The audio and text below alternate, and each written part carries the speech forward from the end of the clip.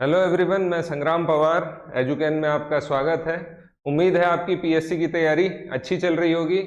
ये थोड़ा लंबा अंतराल हो गया और उम्मीद है इस लंबे अंतराल में आपने दूसरे विषयों का अध्ययन किया होगा। आज हम जो है 11 से 14 अगस्त तक के करंट अफेयर्स के बारे में डिस्कस करेंगे। और कल जैसे 15 अगस्त आने वाला है तो कल कोई वीडियो अपलोड नहीं होगा। आप सभी को एडवांस में जो है ढेर सारी बधाइयाँ। तो चलिए चालू करते हैं हम 11 से 14 अगस्त के करंट अफेयर्स के बारे में। तो पहला जो क्वेश्चन हम देख रहे हैं, छत्तीसगढ़ में वृद्धा और विधवा पेंशन जो योजनाएं हैं उसमें 350 रुपए से जो भी पेंशन मिल रही थी उसको बढ़ाकर अब कितना कर दिया गया है। तो वो राशि लगभग जो है 500 रुपए कर दिया गया है। तो इसे याद रखेंगे अच्छे से। अभी कई सारी जो सोशल स्कीम्स हैं उसमें गवर्नमेंट के द्वारा जो है पैसे बढ़ाए गए हैं। तो सीएम भूपेश बघेल जी ने जो है सामाजिक सुरक्षा पेंशन योजना में 350 रुपए से बढ़ाकर जो है उसकी जो पेंशन का अमाउंट है वो बढ़ाकर 500 रुपए प्रति माह कर दिया गया है। इसी के अलावा जो है इंदिरा गांधी राष्ट्रीय वृद्धावस्था पेंशन योजना में भी जो है अब 60 से 79 आयु वर्ग के हितग्राहियों बेनिफिशियरियों को जो है अब 350 की जगह 500 रुपए मिलेंगे। साथ ही इस योजना में 80 वर्ष से अधिक आयु वर्ग के भी कोई बेनिफिशियरी या हितग्राही हैं तो उनको 650 रुपए पेंशन मिलेगा। इंदिरा गांधी राष्ट्रीय विधवा पेंशन योजना में 350 की जगह अब 500 रुपए कर दिया गया। तो ध्यान रखेंगे, वृद्धावस्था और विधवा दोनों, विडो और सीनियर सिटीजन्स दोनों को जो इसमें कवर किया गया है। और इंदिरा गांधी राष्ट्रीय निशक्त जन पेंशन योजना में भी जो है 500 रुपए मिलेंगे। तो ये सारी जो है सोशल स्कीम्स जो है इसमें गवर्नमेंट के द्वारा अभी पेंशन का जो अमाउंट है प्रति माह उसे बढ़ाया गया है। तो ये ध्यान रखेंगे, पेपर में पूछ सकता है आसपास के कोई भी अगर आते हैं।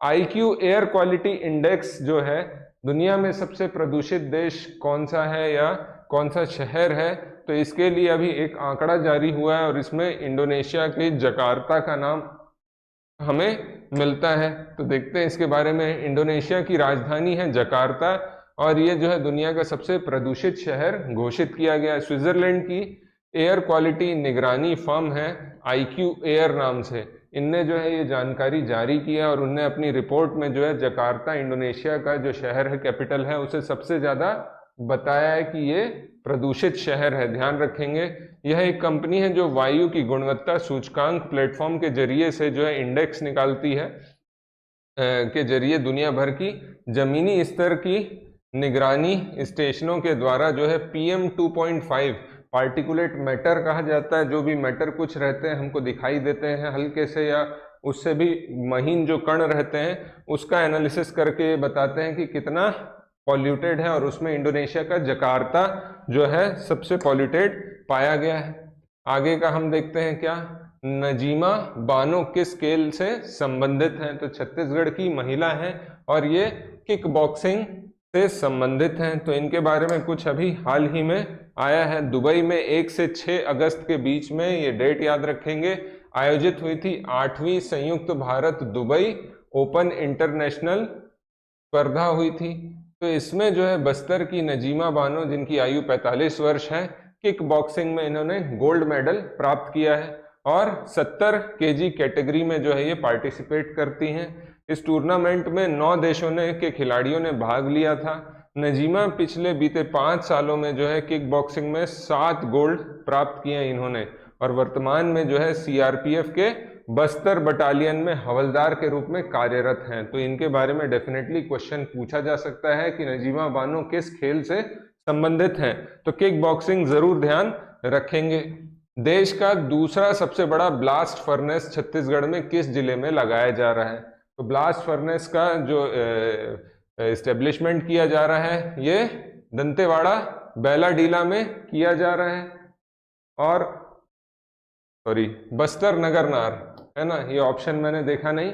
बस्तर नगरनार में जो है इसका स्थापना किया जा रहा है। नगरनार में जो स्टील प्लांट लग रहा है हाल ही में जो है कुछ समय पहले ये विवादों में था और उसी में इसकी स्थापना की जा रही है। देश का सबसे बड़ा ब्लास्ट फर्नेस लगेगा जिसमें स्टील या लौह अयस्क जो आएगा सारी चीज मिलाकर जो है मोल्टेन मेटल या धातु के तौर पर निकाला जाएगा और उसका बाद में आगे उसे शेप दिया जाएगा। तो नगरनार, माफ कीजिएगा, बस्तर स्टील प्लांट में ब्लास्ट फर्नेस लगाया जा रहा है, देश का दूसरा सबसे बड़ा, और इसका नाम क्या दिया जा रहा है, तो मां दंतेश्वरी के नाम से दिया गया है इसका नाम। ठीक है, नगरनार में जो है रोजाना 7500 टन हॉट मेटल या गर्म धातु का उत्पादन किया जाएगा। तो ये अपने आप में बहुत बड़ा है। हाईटेक टेक्नोलॉजी से लैस इस भट्टी का डिजाइन नीदरलैंड, ध्यान रखेंगे कि डेनियल कोरे बीवी ने किया है। ठीक, ये कंपनी ने जो इसका निर्माण जो बनाया है इसको ब्लास्ट फर्नेस को, और इसका निर्माण का ब्यौरा किसके पास है, तो टाटा लिमिटेड ने उठाया है। तो ये चीज जरूर ध्यान रखेंगे, नगरनार से संबंधित क्वेश्चन पूछे जा सकते हैं पेपर में। ठीक, आगे चलते हैं हम। भारतीय hockey team Asian championship trophy में कौन सा पदक प्राप्त किया है, तो भारतीय टीम ने जो है इस बार गोल्ड पदक इसमें प्राप्त किया है एशियन चैंपियनशिप में। चौथी बार एशियन चैंपियन बना है भारत। और ये पुरुषों की टीम में भारतीय हॉकी टीम ने रोचक फाइनल में मलेशिया की टीम को जो है 4-3 से हराकर चौथी बार एशियन कप की ट्रॉफी जीती है। और इसी के साथ जो है भारत टॉप 5 की रैंकिंग में भी पहुंच चुका है इस बार हॉकी में। तो उसे जरूर ध्यान रखेंगे, भारत सबसे ज्यादा एशियन चैंपियनशिप ट्रॉफी जीतने वाला भी देश बन गया है। तो यहाँ पर आपको होमवर्क है, कमेंट में बताएंगे कि एशियन चैंपियनशिप में कितने देश ने भाग लिया था, इसको जरूर देखेंगे। आगे देखते हैं हम कि विदेशी कर्जदाता डॉयशे बैंक के फाइनेंशियल हेल्थ रिपोर्ट के अनुसार भारत में 17 राज्यों में छत्तीसगढ़ का कौन सा स्थान है, तो छत्तीसगढ़ का इसमें दूसरा स्थान है। तो ये चीज जरूर ध्यान रखेंगे। डॉयशे बैंक जो है एक बड़ा फॉरेन बैंक है और इनकी कोई रिपोर्ट आई है जिसमें फाइनेंशियल हेल्थ बताई गई है, वित्तीय स्थिति बताई गई है विभिन्न राज्यों की। तो इन राज्यों में अगर देखा जाए तो देश में महाराष्ट्र के बाद छत्तीसगढ़ को की जो है वित्तीय सेहत बहुत अच्छी बताई गई है डॉयशे बैंक के द्वारा। तो ये फैक्ट ध्यान रखेंगे, हाल फिलहाल की एग्जाम में पूछ सकता है। विदेशी कर्जदाता डॉयशे कंपनी जो है इनने कहा है कि जिसमें पश्चिम बंगाल, पंजाब, केरल की वित्तीय सेहत बहुत खराब है, तो छत्तीसगढ़ को इसमें अच्छी रैंक प्रदान की गई है। जरूर ध्यान रखेंगे इसके डॉयशे बैंक की रिपोर्ट के अनुसार। छत्तीसगढ़ में नागार्जुना गुफा कहाँ पर स्थित है, तो हाल ही में जो है इस पर चर्चा हुई है और आज का अगर पेपर देखेंगे तो उसमें आपको मिलेगा।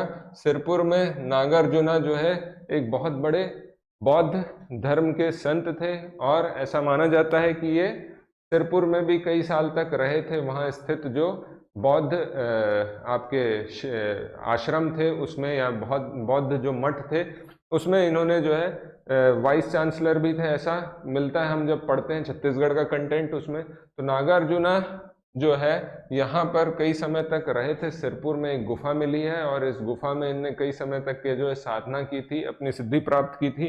तो ये एक गुफा मिली है सिरपुर के सिंधा दुर्वा पहाड़ी पर, जिसे नागार्जुना गुफा भी कहा जाता है। और इसमें जो है छत्तीसगढ़ की जो आर्कियोलॉजिकल टीम है ये सर्वे कर रही है कार्बन 14 डेटिंग से। ये कार्बन 14 डेटिंग से जो भी वस्तु है उसकी आयु का पता लग जाता है।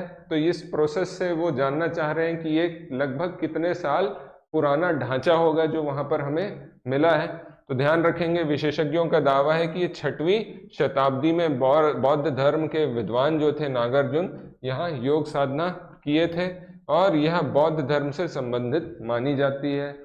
और इसका वेटेज इसलिए और बढ़ जाता है क्योंकि 2013 में जो बौद्ध धर्म के गुरु हैं, मेन सर्वोच्च गुरु जिन्हें कहा जाता है दलाई लामा, तो दलाई लामा ने भी यहाँ पर जो है 2013 में आकर साधना की थी।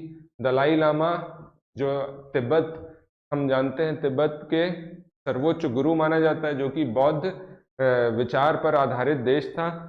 और जब चाइना ने उधर अटैक किया तो बौद्ध जो गुरु थे दलाई लामा ये भारत में आए, भारत ने इन्हें संरक्षण प्रदान किया और अभी असाइलम में जो है शरणार्थी के तौर पर ये कहाँ रह रहे हैं, कमेंट में बताएंगे। चलिए बता ही देता हूँ कि सबसे हाइट में स्थित क्रिकेट स्टेडियम है वहाँ पर, हिमाचल प्रदेश में स्थित है वो जगह, बताइएगा ज़रूर। आगे देखते हैं और क्या खास है। धसकुड़ जलप्रपात कहाँ पर स्थित है? तो धसकुड़ जलप्रपात जो है देखेंगे हम छत्तीसगढ़ के सिरपुर में स्थित है धसकुड़, और ये मौसमी जलप्रपात है। इसकी कुल ऊंचाई कितनी है? तो 50 फीट की इसकी ऊंचाई है, मौसमी जलप्रपात है। और इसे धसकुड़, धसकुंड या धसकर के नाम से भी जाना जाता है। तो आज सिरपुर से संबंधित 2 फैक्ट हमने देख लिए, एक नागार्जुना गुफा के बारे में और दूसरा धसकुड़ जलप्रपात के बारे में। आगे देखते हैं और क्या खास है। तो आगे देखेंगे छत्तीसगढ़ में अधिकतम वर्षा किस मॉनसून से होती है? तो ये सब तो आपने पढ़ा होगा। छत्तीसगढ़ में जो है, इंडिया में भी अगर हम बोले तो दक्षिण पश्चिम या साउथ वेस्ट मॉनसून आता है। आप सब ये दिशा जानते हैं, नॉर्थ, साउथ, ईस्ट, वेस्ट, और जो हमारे यहाँ मॉनसून आता है वो इस डायरेक्शन में आता है। तो इसका जो ओरिजिन है, उद्गम जो है, उस आधार पर हम इसका मॉनसून का डायरेक्शन बताते हैं। तो क्यों इस क्वेश्चन के बारे में डिस्कशन हो रहा है? इसके बारे में डिस्कशन इसलिए हो रहा है, ये वर्ल्ड का मैप है, इसलिए हो रहा है क्योंकि आज का पेपर अगर पढ़ेंगे तो उसमें बताया जा रहा है कि प्रशांत महासागर में एल नीनो की स्थिति बन रही है, और एल नीनो की स्थिति बनने के कारण जो है मॉनसून में जो है ब्रेक आ गया है। तो ये समझ लेते हैं थोड़ा सा हम, एल नीनो क्या होता है। तो आपको जो है एक मैप दिख रहा होगा, उतना रंगीन नहीं है लेकिन समझने की कोशिश करिए। ये है भारत, आपको दिख रहा है, ये है हिंद महासागर, ये है ऑस्ट्रेलिया, और ऑस्ट्रेलिया से और आगे जाएंगे हम तो पहुंच जाएंगे कहाँ? इस क्षेत्र में, और इसे क्या कहा जाता है? आपका पैसिफिक ओशन या प्रशांत महासागर। तो ये प्रशांत महासागर, और आप यहाँ देखेंगे ये है पूरा आपका साउथ अमेरिकन कॉन्टिनेंट या फिर दक्षिणी अमेरिका महाद्वीप। तो यहाँ पर जो है हमें पता है ये लगभग यहाँ से ऐसा जो है 0, थोड़े नीचे से सॉरी, यहाँ से जो है ऐसा 0 डिग्री जाता है, ठीक, जिसे हम विषुवत या इक्वेटर कहते हैं। और ये इक्वेटर के उत्तर और दक्षिण में, नॉर्थ और साउथ में समुद्र या फिर आपके जो महासागर या ओशन है, इसमें एक जो है समुद्रों में एक रोटेशन चल रहा है, जल धाराएं चल रही हैं, जिसे ओशन करेंट्स भी कहते हैं या महासागरीय धाराएं भी कहते हैं। तो ये महासागरीय धाराओं का एक पर्टिकुलर डायरेक्शन रहता है। जैसे अगर मैं यहाँ पर बोलूँ, ये है आपका यहाँ पर दक्षिण ध्रुव है, यहाँ पर आपका उत्तरी ध्रुव है या आर्कटिक महासागर है, यहाँ अंटार्कटिक है। तो यहाँ से जो है एक धारा बहती है जिसको पेरुवियन धारा बोलते हैं या हम्बोल्ट धारा बोलते हैं, ये इस तरीके से बहती है। तो ये जब पोल के तरफ से आती है तो ये ठंडी रहती है, और ये ठंडी जलधारा होने के कारण जो है यहाँ पर इसके आसपास जो ऊपर का वातावरण है वो हाई प्रेशर या उच्च दाब का रहता है। और हमें गर्मी के समय यहाँ पर तिब्बत है, ये भारतीय महाद्वीप है, यहाँ पर जो है एक लो प्रेशर या निम्न दाब बन जाता है। तो ये जो है आपको पता है, निम्न दाब जहाँ भी बनेगा आसपास की हवाएं आएंगी उस निम्न दाब को भरने के लिए। और तिब्बत जो दुनिया का सबसे ऊंचा पठार है और सबसे बड़ा पठार है, वहाँ पर जब है निम्न दाब बन जाता है या लो प्रेशर बन जाता है, तो इस क्षेत्र की जो हाई प्रेशर विंड है वो कुछ इस तरह से होते हुए पहुँचती है कहाँ? यहाँ पर। और जब ये 0 डिग्री को पार करती हैं तो एक नियम है जिसे कहा जाता है फेरेल्स का नियम, फेरेल्स का सिद्धांत। उसके अनुसार जो है कोई भी चीज अगर दक्षिण ध्रुव से उत्तरी ध्रुव के तरफ आएगी तो उसका डायरेक्शन हमेशा राइट की तरफ हो जाएगा। क्यों? क्योंकि पृथ्वी घूम रही है। तो इस कारण से जब ये 0 डिग्री या इक्वेटर को पार करती है तो इसका डायरेक्शन कुछ ऐसा हो जाता है, और इस तरीके से साउथ वेस्ट मानसून हमारे देश में आता है। बहरहाल ये तो मानसून ऐसा आता है मैंने बताया, लेकिन ये जब जो जल धारा है जो मैंने अभी बताया क्या ठंडी जल धारा है, लेकिन कुछ मानव निर्मित एंथ्रोपोजेनिक रीजंस या फिर कुछ नेचुरल रीजंस के कारण कुछ सालों में अचानक से जो है, कोई निर्धारित समय नहीं है, कुछ सालों में ये जो जल धारा है ये बीच बीच में गर्म हो जाती है, और गर्म जल धारा होने के कारण उसके ऊपर का जो वातावरण है वहां पर भी निम्न दाब हो जाता है, जो कि जनरली रहता है उच्च दाब का क्षेत्र। तो ऐसा निम्न दाब बन जाता है, तो ये जो हवाएं आ रही थी हमारे जो परमानेंट विंड्स हैं कुछ जो आती थी वो उस फ्रीक्वेंसी से नहीं आती हैं।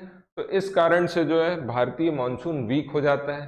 भारतीय मानसून एक बहुत ही डिटेल्ड सब्जेक्ट है, इस पर अभी भी रिसर्च जारी है। कई सारे, जब एल नीनो का कंसेप्ट क्लियर नहीं हुआ तो और कई इसमें कंसेप्ट बताए गए कि ये सारे कंसेप्ट के कई बार ऐसा होता है कि एल नीनो नहीं, ला नीना की स्थिति रहती है, मतलब उच्च दाब है, अच्छी स्थिति है, भारत में अच्छी वर्षा होगी, ऐसा है तो भी से भारत में वर्षा नहीं होती। तो कई सारे और अन्य रीजन बताए गए हैं।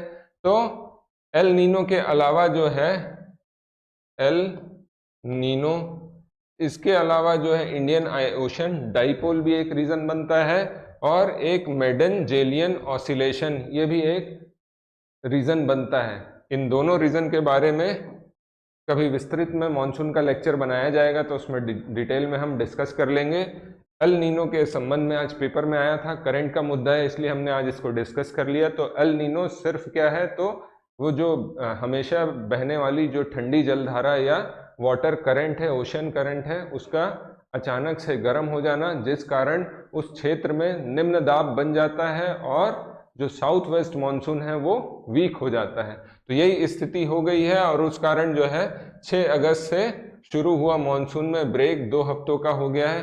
देश में बीते 6 दिनों में रोज सामान्य से 50% कम बारिश हो रही है। तो ये ध्यान रखेंगे, और साथ में 3 और रीजंस भी ध्यान रखेंगे जो भारतीय मानसून को प्रभावित करते हैं।